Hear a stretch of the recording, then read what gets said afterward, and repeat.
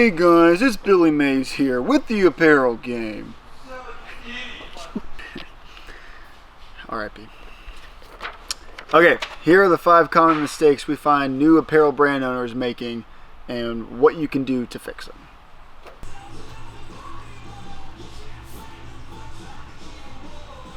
Number 1, not knowing what your brand stands for. Right now, your brand may be in a place where it's kind of vague, the message is unclear, and there's no real direction in what you're actually doing. You know, you're shooting your shot, balls up in the air, but you never aimed at anything. So, how do you fix this? First, get to know your brand's identity better. Really dig into what it is that your brand is about. Like, what will people see when they see your brand? How will it make them feel? Take a look at it from an outside perspective and really put yourself in their shoes. Do you like what you see? It's like looking in a mirror. Your hair may be totally out of whack, but you would never really know that unless you took a look in a mirror. So, make sure that what other people are seeing is something you want them to see. And this leads to getting to know your audience better. Because you gotta know your audience inside and out, because ultimately it's your audience that will represent value to your brand. If you don't know who these people are and how to build a strategy that caters to them, your efforts will be kind of pointless. With knowing your brand's identity and audience also comes the flip side of all that. Know thy enemy, right? Your competition. So, how has your competition developed their brand? You want to gain inspiration from your competition while also, differentiating yourself from them. Your brand should add its own flavor to the pot, but it's still got to be in the pot. AKA, keep it unique in your market while still fitting into your industry. And then you want to know your mission and vision. This seems obvious, right? But you'd be surprised how many brands actually look over this. Why does your brand exist? What are they trying to accomplish?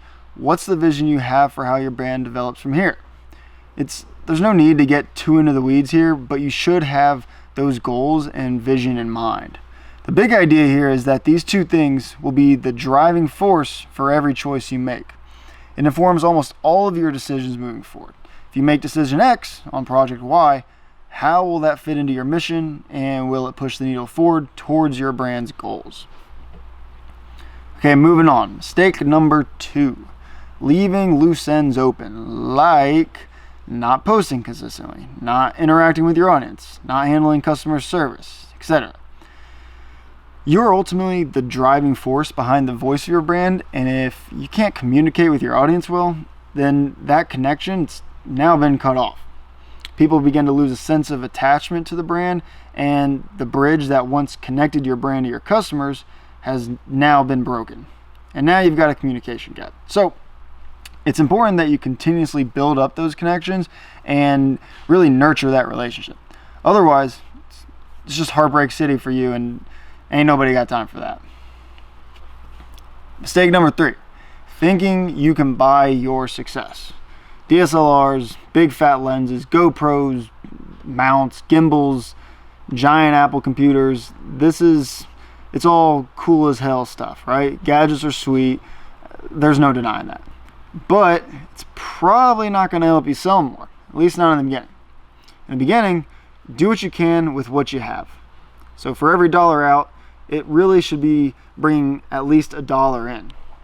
You want to spend money on items that will help you actually do that. And again, like, fancy gear is cool, but in the beginning, that kind of stuff and that kind of fluff, I should call it, isn't what's going to advance your brand. Spending money on high-tech gear is essentially burning money that could have been used more effectively elsewhere. Now, as you move forward and start seeing some more success, you can start making more long-term plays. You can invest in these bigger items and take more risky positions on equipment, office space, warehouse, etc. Knowing that will bring good returns later on down the road. But when starting out, use what you've got and don't worry about the cool fancy stuff. Focus on substance. Mistake number 4, overthinking the blank, aka the tee, hoodie, tank top, hat, shorts, whatever it is that you're going to brand as your own. A lot of times we see these new brands coming in so overly focused on the t-shirt blank they want to use. Yes, we get it. The devil is in the details, and I agree with you there, but there is such a thing as doing too much. Most branded tees out there are on a simple blank tee. Nothing super expensive and not, custom cut and sewn or anything. Of course, those are always cool things to look into later, but when you're starting out, a standard blank will get the job done. And really 9 times out of 10, your customer can barely tell a difference anyways. So to illustrate that, here's a drawing of a king's cape. And a king's cape it's just not necessary. I don't know, you get it. Mistake 5, not focusing on actionable items. Disclaimer, this drawing is not what some of you may see it as. I received some awkward feedback on it from my teammates, but no, it's actually a Lotro reference. Come on. Anyways, so that reference, it's actually to show you to not look too far ahead and stay focused on what's right in front of you. Some of you will get that, others probably won't. Okay, so starting an apparel brand is a unique process, and many times we see other successful brands operate a certain way and think, well, that must be the only way. We begin to second guess ourselves and overplan things that may never even happen. What's Mike Tyson say about plans again? You don't get knocked out. Can't believe that dude's about to fight. It's badass. You don't need to plan 7 steps into the future. Just take a step and adjust course. Don't get too caught up in the weeds about when the time is right. What ifs, maybes, just you got to be confident and go for it. And ultimately, you got to think 2 steps at a time, I should say, because those 2 steps are going to affect how steps 3 and 4 actually look. So we actually have another video below that explains a bit about that, and I'll link that below. And ultimately, things aren't going to be perfect, but if you look at really anything in your life that you're good at, you can probably think of a time when you really sucked at it too. Make like a shark, keep moving forward. Every day that you're not working on actionable items are days your brand's not growing. It's a process, and trust the process.